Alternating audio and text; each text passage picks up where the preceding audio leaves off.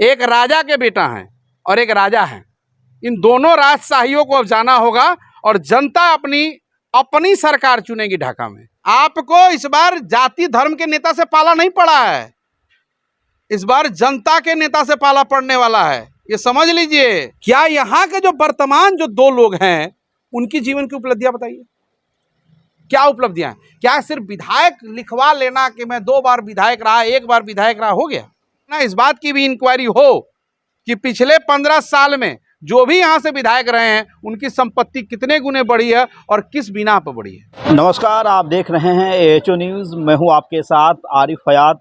इस वक्त मेरे साथ मौजूद हैं ढाका विधानसभा के पूर्व प्रत्याशी और पूर्णिया सांसद पप्पू यादव के हनुमान कहे जाने वाले बेहद करीबी नेता अभिजीत सिंह चौहान। दरअसल आपको बता दें कि पप्पू यादव की जो जीत हुई है और उनका एक खास कार्यक्रम चल रहा था, प्रणाम पूर्णिया, जोहार पूर्णिया, सलाम पूर्णिया, जिसके नेतृत्व करता ये वही व्यक्ति अभिजीत सिंह है जो चुनाव जीतने के बाद लगातार सभी लोग पप्पू यादव के साथ साथ इनको भी बधाई दे रहे थे। जिस तरह से इन्होंने पूर्णिया प्रणाम पूर्णिया का कार्यक्रम वहां पे चलाने का काम किया था, क्या ढाका में भी उस तरह का कोई कार्यक्रम इनके नेतृत्व में चलेगा? आगे इनकी क्या रणनीति होगी? क्या अभिजीत सिंह चौहान ढाका छोड़ करके किसी अन्य विधानसभा का ये रुख करने वाले हैं? सीधा इन्हीं सब मुद्दों पर आज हम सीधा इनसे बातचीत करेंगे 1 to 1। अभिजीत जी, बहुत बहुत स्वागत है आपको। नमस्कार, आपको भी बहुत बहुत बधाई और धन्यवाद कि आप आए हमारे यहाँ। अभिजीत जी, जिस तरह से आपके नेता और आप लोगों ने पूर्णिया में प्रणाम पूर्णिया का कार्यक्रम चलाया था, जिसमें आप लोग बिल्कुल सफल हो गए। 2020 के विधानसभा चुनाव में आप इसी ढाका विधानसभा से प्रत्याशी थे, चुनाव हार गए। क्या उस तरह की कोई कंसेप्ट ढाका विधानसभा में आप लोग लाने वाले हैं? ढाका प्रणाम सलाम ये कार्यक्रम कोई चलाने वाले हैं आप? देखिए, प्रणाम पूर्णिया तो एक ही है, ये मान लीजिए आप। जहाँ तक बात है कि ढाका विधानसभा की जो बात आप पूछ रहे हैं, मैं 20 में भी मैं ढाका के एजेंडे पे चुनाव लड़ रहा था। मैं असफल रहा, मैं मानता हूँ मैं असफल रहा लोगों को ये समझाने में कि भाई पटना और दिल्ली की बात मत सुनिए। ढाका के जो मुद्दे हैं, ढाका 1972 में बना हुआ अनुमंडल है, आज तक वहाँ एक महाविद्यालय नहीं है। केंद्र में बैठी सरकार कहती है कि बेटी बचाओ बेटी पढ़ाओ, कहाँ पढ़ाएंगे? क्या ये यहाँ के माननीय जो सदन में लोग हैं या जो थे, हम एक की बात नहीं कर रहे हैं, हम दोनों लोगों की बात कर रहे हैं जो 15 सालों से धर्म और जाति के नाम पर कभी धर्म का पहाड़ा पढ़ाता है, कभी जाति का पहाड़ा पढ़ाता है लोग, और कभी पार्टी का पहाड़ा पढ़ा के लोग सदन में जा रहा है। यही ना है? ये तो साथ सबका विकास, सबकी विश्वास जीतने की लगातार बात कही जा रही है। सर, सबका साथ सबका विकास आप जीतिए ना, कौन मना कर रहा है? अरे कौन रोक रहा है आपको? जाइए ना जगीरा में कितना पानी लगाई, जाइए ना हाई स्कूल का क्या हाल है, कितना कई साल से रोड बन रहा है। जाइए ना भेलवा जाइए, पूर्णिया से भेलवा वाला रोड में क्या हालत है, देख लीजिए। जिस जाति धर्म और पार्टी की लगातार आप बात कर रहे हैं और लोगों की आंख खोलने में आप लोगों ने पूर्णिया में सफल तो हो गए, क्या ढाका में भी ये सबको लोगों की आंख खोलने में आप लोग सफल होंगे जाति धर्म और पार्टी से ऊपर? बिल्कुल मैं अपने ढाका के 3 लाख 3.5 लाख जो हमारे मतदाता हैं, 37 पंचायत हैं, मैं उन सभी लोगों के पास आगे अभी कुछ ही दिनों में 2 से 10 दिनों में मैं एक शपथ ग्रहण से दिल्ली से वापस लौटूंगा। उसके बाद पप्पू यादव की जीत की मिठाई लेके मैं जनता के बीच में जाऊंगा। उनसे मैं इस बात की चर्चा जरूर करूंगा कि भैया धर्म जाति को छोड़ दीजिए, जो विकास के एजेंडे पर मुद्दों पर बात करता हो, एक सशक्त वकील को ढाका विधानसभा से सदन में भेजने का काम कीजिए।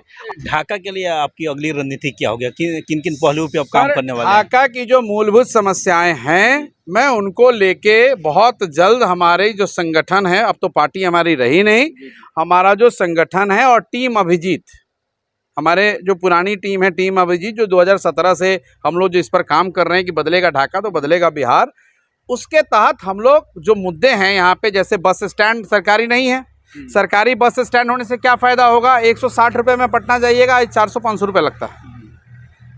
जो ट्रेनों का ठहराव नहीं है, उन ट्रेनों के ठहराव की हम बात करेंगे। स्टेशन आज बन रहा है, अगर ट्रेनें नहीं रुकेगा तो स्टेशन काहे बनवा रहे हैं? बंद कर दीजिए। एक राजा के बेटा हैं और एक राजा हैं, इन दोनों राजशाहियों को अब जाना होगा और जनता अपनी सरकार चुनेगी ढाका में।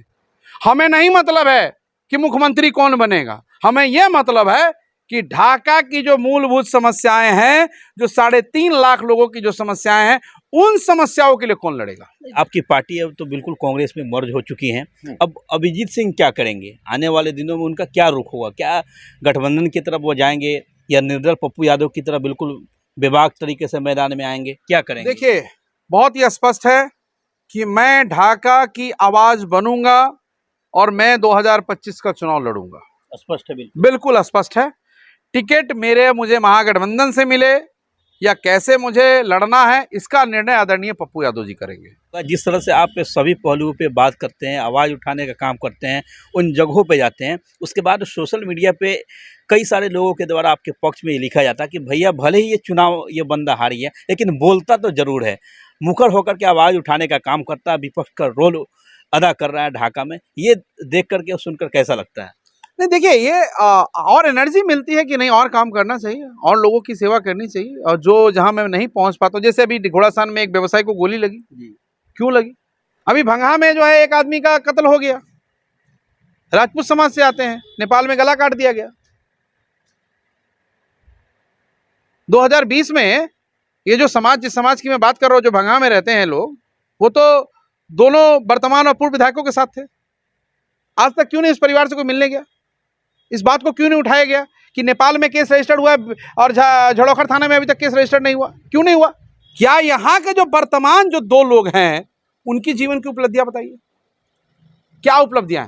क्या सिर्फ विधायक लिखवा लेना कि मैं 2 बार विधायक रहा, 1 बार विधायक रहा, हो गया? ये उपलब्धि है? उपलब्धि ये होती कि विधायक रहते कोई बड़ी योजना यहाँ ले आते, कोई बड़ा रोजगार यहाँ पे ले आते, बच्चों के लिए रोजगार मेला लगाए की बात होती है। मैं लगवाऊंगा रोजगार मेला यहाँ पे बच्चों के लिए। बगैर चुनाव जीते हुए क्यों नहीं लगवा सकते? इसमें चुनाव जीतने की क्या जरूरत है? चुनाव तो आप सदन में सवाल उठाने के लिए अभिजीत सिंह जीत रहा है, इसके अलावा मेरा कोई मोटिव नहीं है चुनाव जीतने का, क्योंकि सदन के पटल पे मेरी आवाज उठे, मैं इसलिए चुनाव लड़ना चाहता हूं। मैंने तो पहले भी कहा कि मुझे पेंशन सैलरी नहीं चाहिए, वो सब मैं स्कूलों को, हाई स्कूल, मिडिल स्कूल, जहां जहां ट्यूबलाइट नहीं है, कंप्यूटर नहीं है, जहां बेंच नहीं है, वहां देंगे हम। इस बात की भी इंक्वायरी हो कि पिछले 15 साल में जो भी यहाँ से विधायक रहे हैं, उनकी संपत्ति कितने गुने बढ़ी है और किस बिना पर बढ़ी है। क्या आप अगर चुनाव जीतते हैं तो इन सब चीज़ों का जांच करवाएंगे? बिल्कुल होगा, क्यों नहीं हो सकता है? मेरी भी जांच करवाओ, उनकी भी जांच करवाओ, क्यों नहीं करवा सकते हो?